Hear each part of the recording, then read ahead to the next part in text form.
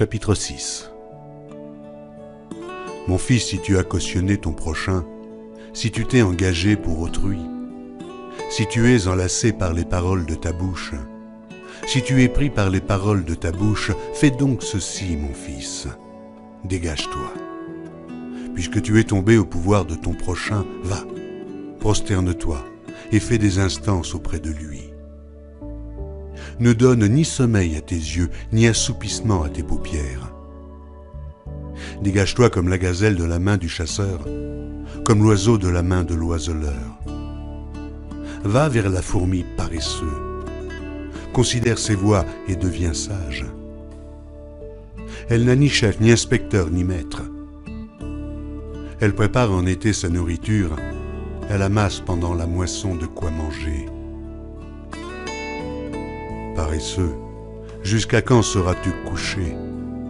Quand te lèveras-tu de ton sommeil? Un peu de sommeil, un peu d'assoupissement, un peu croiser les mains pour dormir, et la pauvreté te surprendra comme un rôdeur, et la disette comme un homme en armes.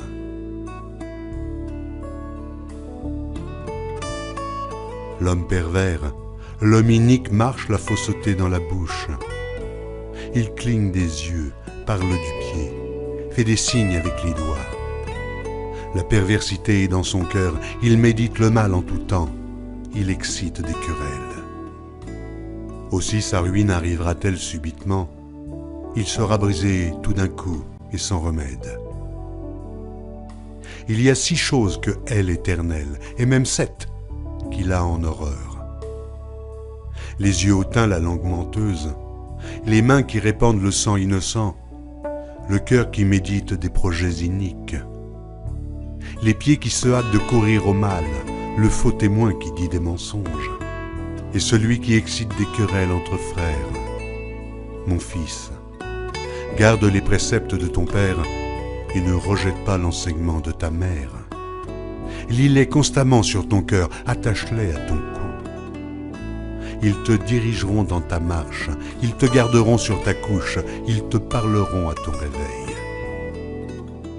Car le précepte est une lampe et l'enseignement une lumière, et les avertissements de la correction sont le chemin de la vie. Ils te préserveront de la femme corrompue, de la langue doucereuse de l'étrangère. Ne la convoite pas dans ton cœur pour sa beauté, et ne te laisse pas séduire par ses paupières. Car pour la femme prostituée, on se réduit à un morceau de pain, et la femme mariée tend un piège à la vie précieuse. Quelqu'un mettra-t-il du feu dans son sein sans que ses vêtements s'enflamment? Quelqu'un marchera-t-il sur des charbons ardents sans que ses pieds soient brûlés? Il en est de même pour celui qui va vers la femme de son prochain. Quiconque la touche ne restera pas impuni. On ne tient pas pour innocent le voleur qui dérobe pour satisfaire son appétit quand il a faim. Si on le trouve, il fera une restitution au septuple. Il donnera tout ce qu'il a dans sa maison. Mais celui qui commet un adultère avec une femme est dépourvu de sens. Celui qui veut se perdre agit de la sorte.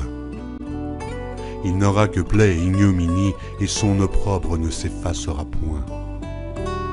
Car la jalousie met un homme en fureur, et il est sans pitié au jour de la vengeance.